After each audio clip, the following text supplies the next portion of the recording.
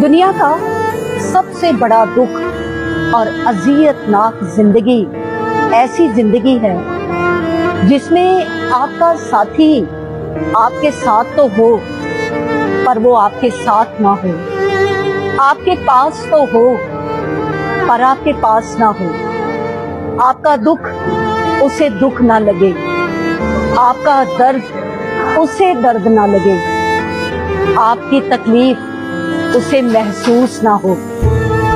ऐसे रिश्ते में इंसान रहता तो है, सांस तो लेता है, पर वो जिंदा नहीं होता।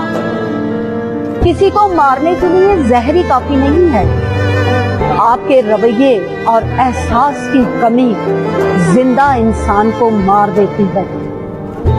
मगर अफसोस, ऐसे रिश्ते में हम जिंदा तो होते हैं पर जिंदा नहीं होते।